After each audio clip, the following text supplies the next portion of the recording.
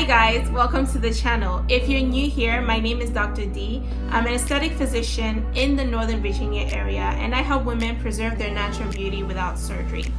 Today we're going to be answering a question that I got recently from someone on Instagram. She says, I am a 40-year-old woman who recently lost 20 pounds. I am starting to notice wrinkles on my forehead and my smile lines are becoming more noticeable. What can I do to improve my skin? Alright, so we have a 40-year-old woman who recently lost weight and she wants to know what she needs to do to improve the wrinkles on her face and the smile lines on her face as well. So let's talk a little bit about anatomy and physiology. So anatomy of the face, to simplify things, your face is made up of 4 different components: your skin, your muscle, fat, and bone. So those 4 components are very important in the structure of your face, okay? Now, she's a 40-year-old woman, and that is something that we need to take into consideration, and here's why.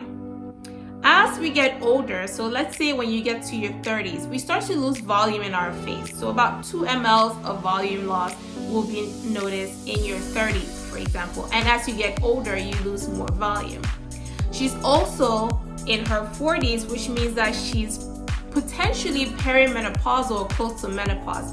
And what that means is she's going to have decreased estrogen in her body, or decreased estrogen levels in her body.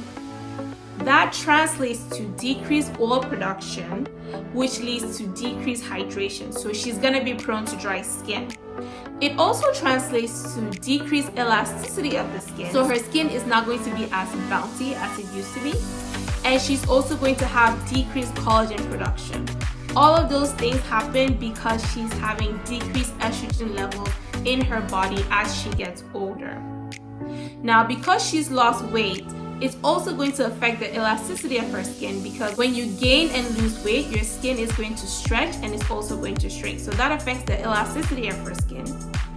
And because she lost weight, she most likely lost fat in her face, because you can't spot reduce weight loss. So she's lost fat in her face, not only because she's aging, but because she actively was trying to lose weight and further decrease the fat in her face. And like we said before, fat is an important component of the structure of your face. So now that we understand a little bit about the anatomy and the physiology, let's talk about what she can do to improve the fine lines and wrinkles and the nasolabial folds that she's struggling with. So the first thing I would recommend is that she needs to optimize her skincare regimen. The most important thing for her to start with would be to use moisturizers on her skin. Like I said earlier, because she's a little bit older, she most likely has decreased estrogen levels, which is going to lead to decreased oil production and decreased hydration in her skin. So she needs to take an active role in hydrating her skin, and that means she needs to use a good moisturizer on her skin. The second thing I would recommend is that she should consider starting the use of a retinoid. Okay, so you can do Retin-A if you can tolerate it. And the reason why retinoids are really good is because they help with inducing collagen in the skin. Like I said again, because she's in her 40s and her estrogen levels are decreasing, that's going to lead to decreased estrogen, that's going to lead to decreased collagen production. So if we can get the body to produce more collagen, that's going to improve her skin. The last thing I'm going to ask her to do for her skincare regimen is to make sure she's using sunscreen religiously. We know that UVA rays can cause photoaging, so it's really important that she's using sunscreen every day to prevent photoaging of her skin. Now let's talk about the procedures that we can do in the office to help her in this situation. The first thing I would recommend is actually microneedling. So microneedling is a procedure where we use a pen with multiple needles and we cause injury to the skin in a controlled fashion with the goal of inducing collagen to the skin. If she's trying to improve fine lines and wrinkles in her skin, then microneedling would be a really good treatment to consider to help with boosting collagen in the skin. It's kind of like working out for your skin.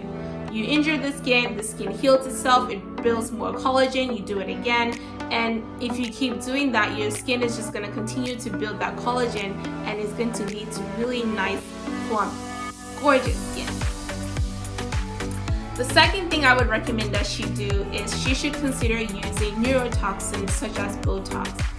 Neurotoxins work by temporarily paralyzing the muscles in your face, and in doing so, they help treat and prevent wrinkles from occurring. All right, and these are usually deeper wrinkles.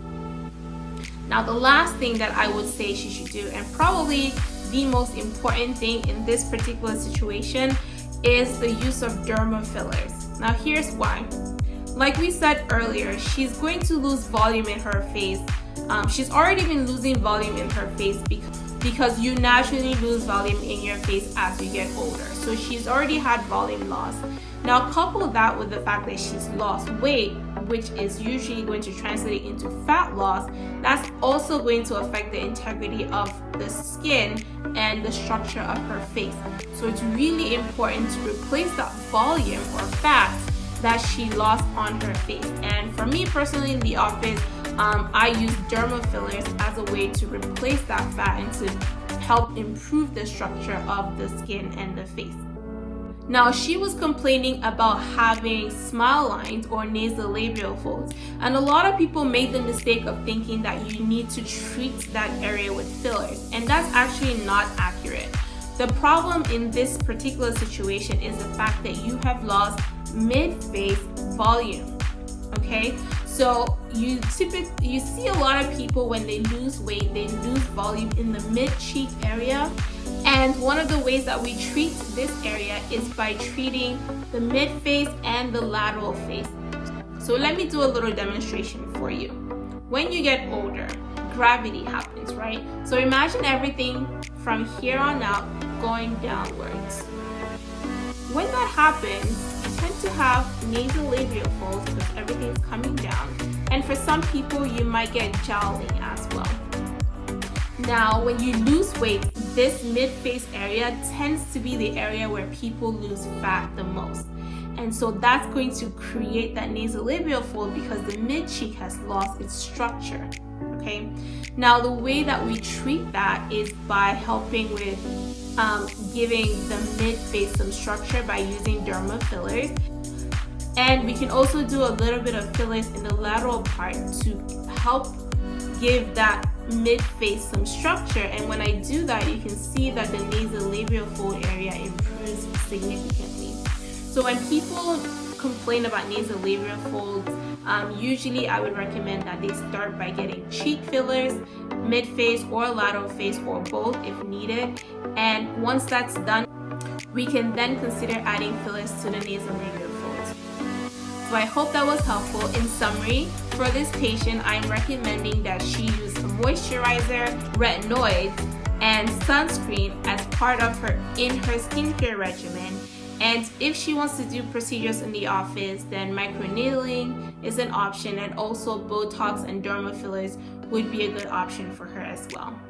Thanks so much for watching. I hope you learned something new. If you're in the Northern Virginia area and you're looking for an aesthetic physician to help you with issues that I mentioned in this video, then I'm going to leave my information at the bottom of this video and you can contact me for a consultation. If you have suggestions of videos you would like me to do, then comment below. Don't forget to like and share this video with a friend. Alright? I look forward to seeing you on the next video. Bye!